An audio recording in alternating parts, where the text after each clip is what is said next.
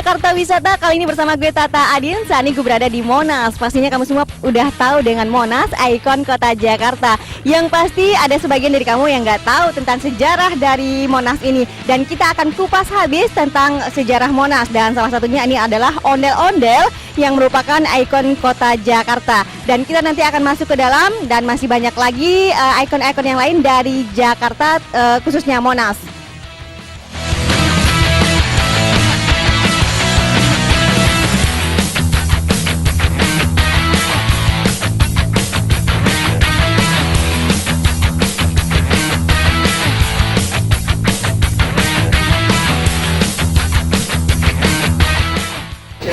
Indo Streaming TV Wisata Kota Jakarta masih bareng gue Tata Adin. Nah, saat ini gue udah bersama Bapak Muhajir yang merupakan humas dari Monumen Nasional. Dan ngomong-ngomong soal sejarah Monumen Nasional, kita akan langsung serahkan kepada yang ahlinya. Ya, dengan Bapak Muhajir, silakan Pak.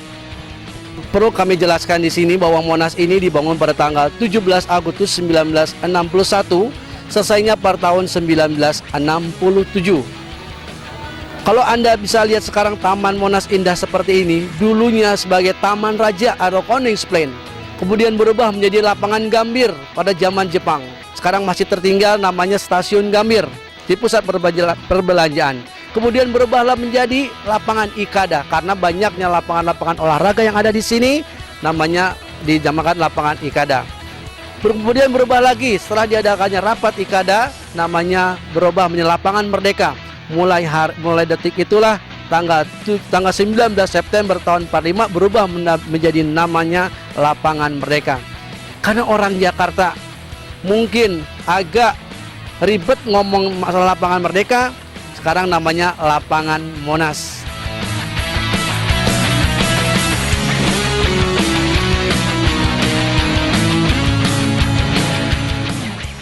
Dibangun adalah gagasan presiden kita yang pertama adalah Insinyur Soekarno. Kemudian ditunjuk sebagai arsiteknya adalah Bapak Insinyur Sudarsono dan penasihat pembangunannya adalah Profesor Dr. Insinyur Ruseno. Kita tidak bisa bayangkan Indonesia baru dua windu merdeka, ekonomi dalam keadaan sulit, kita bisa membangun monumen yang semegah seperti ini. Bagaimana caranya? Bung Karno menyatakan dalam pidatonya, kita membangun Monas untuk kebesaran bangsa. Kurang lebih selama 2 windu kita mengumpulkan dana untuk pembangunan Monas ini. Akhirnya kurang lebih 7 miliar ini didapat dari sumbangan seluruh masyarakat Indonesia. 75% adalah sumbangan hasil seluruh masyarakat Indonesia dan 25%-nya adalah hasil dari pemerintah.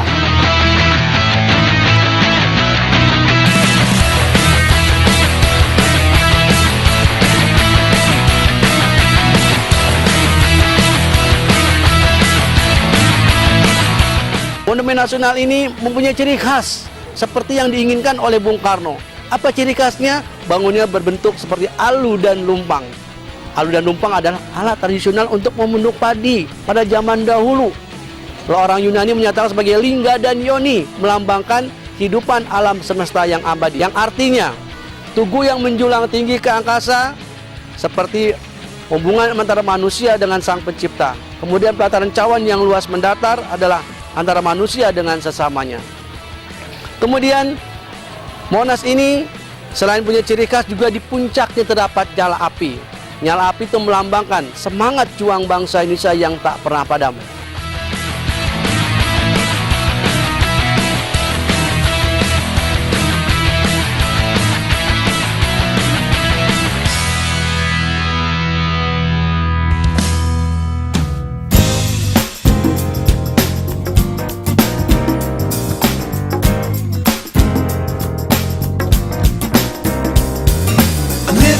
Midst of a distant instant, not living in the present or a qualified system, yeah. Oh no, oh no, oh. I'm living in the midst of a distant Sekarang kita berada di ruang museum sejarah. Apa yang sudah saya jelaskan tadi di luar, bahwa sekarang kita berada di objek yang pertama. Ini namanya ruang museum sejarah. Ini letaknya 3 meter di bawah tanah. Luasnya 80 kali 80 meter. Di dalam ini terdapat 51 peragaan atau diorama yang menggambarkan sejarah perjuangan bangsa Indonesia dimulai dari manusia purba sampai dengan alih teknologi. Bandar Sriwijaya pada abad ke-7 sampai dengan 13, di mana perdagangan ini tidak menggunakan uang melalui sistem barter. Barter itu barang tukar barang. Kita lihat sedangkan Cina dan India mengadakan perdagangan. Nah, ini letaknya di Sumatera Selatan atau Palembang pada abad ke-7 sampai dengan 13. Spies are nowadays, movie plots are all same, and I never thought I ever will the Muppets are lame. And late at night with you, I'm trying to feed your flame. Whoever said that love is not a game? Living in the midst of a distant instant, not living in the present or a qualified system, yeah.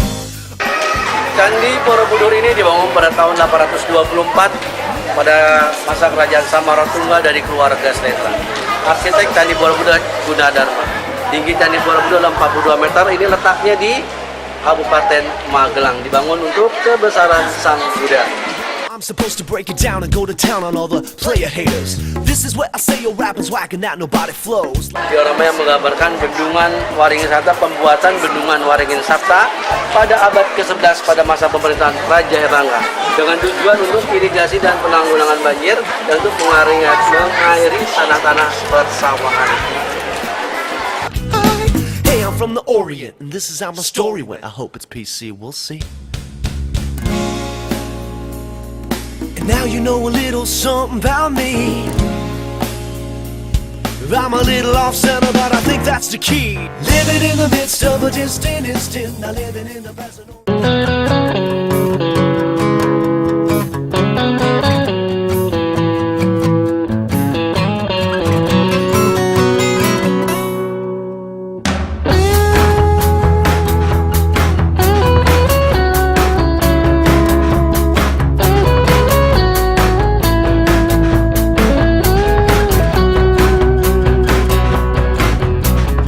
Baiklah, sekarang kita akan menuju ke objek yang kedua, yaitu bernama Ruang Kemerdekaan. Di dalam Ruang Kemerdekaan terdapat 4 atribut yang berlapis emas seberat 22 kg. Di ruangan tersebut kita akan mendengarkan dan merenungkan kembali detik-detik proklamasi yang dibacakan oleh Insinyur Soekarno. Baiklah, kita akan menuju ke objek yang kedua.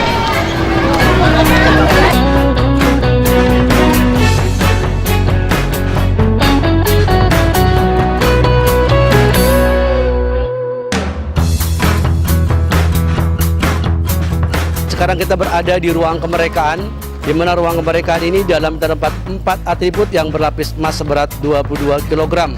Di depan Anda ini namanya pintu gapura. Pintu gapura ini terbuat dari perunggu beratnya 4 ton.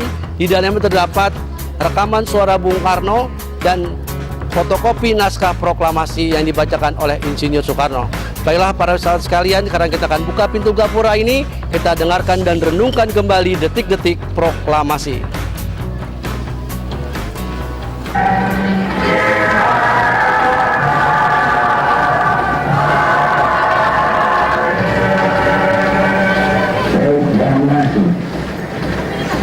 Kami, bangsa Indonesia, dengan ini menyatakan kemerdekaan Indonesia. Hal-hal yang mengenai pemindahan kekuasaan dan lain-lain diselenggarakan dengan cara saksana dan dalam tempo yang sesingkat-singkatnya. Jakarta, 17 Agustus 1945, atas nama bangsa Indonesia, Soekarno, Hatta.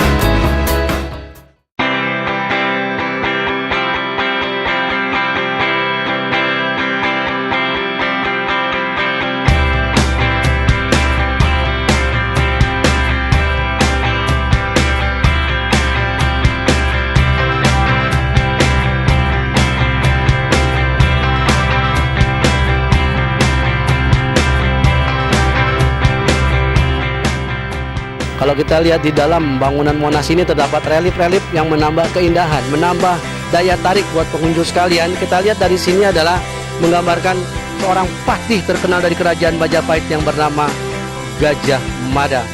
Kenapa diambilnya adalah kerajaan Majapahit?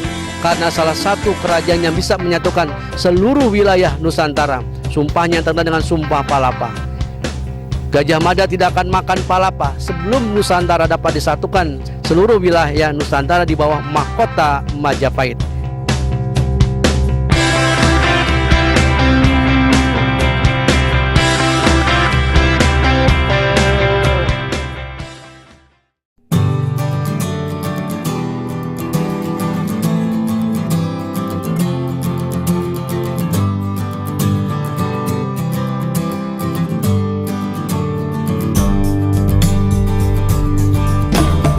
Mr. O'Leary is combing his hair and he's swirling it into a knot. And the mirror is laughing at Mr. O'Leary, cause it knows he's someone he's not. Walking away from that painted reflection to do. Baiklah para wisatawan sekalian, sekarang kita berada di sisi keempat. Kita lihat ini adalah peta kepulauan Indonesia. Ini juga terbuat dari perunggu yang berlapis emas. Perlu Anda ketahui bahwa luas kepulauan Indonesia itu kurang lebih adalah 9,8 juta kilometer. Dibagi dalam dua bagian itu daratan dan perairan. Jumlahnya pulau yang ada di Indonesia berjumlah kurang lebih 17.508. Didiami 33 provinsi. Kita lihat dari pulau Sumatera, Jawa, Kalimantan, Sulawesi, dan Irian Jaya. Baiklah para wisatawan sekalian, sekarang kita di hadapan Anda terdapat lambang negara RI, yaitu Garuda Pancasila. Ini terbuat dari perunggu, beratnya 3,5 ton, lapisannya emas. Kalau kita lihat lambang negara kita, kepalanya menghadap sebelah kanan yang melambangkan kebaikan. Dan di bawah terdapat tulisan Bhinneka Tunggal Ika, artinya berbeda-beda tetap satu tujuan. Kemudian di dalam terdapat lambang Pancasila yang menggambarkan pedoman bagi bangsa adalah Pancasila. Kemudian pada tiap-tiap sayap berjumlah 17 melambangkan tanggal. Kemudian di bagian ekor berjumlah 8 melambangkan bulan. Bulu di atas ekor berjumlah 19 yang ada di layar jumlahnya 45 melambangkan tanggal, bulan, dan tahun kemerdekaan. Inilah pedoman bagi bangsa Indonesia adalah Pancasila.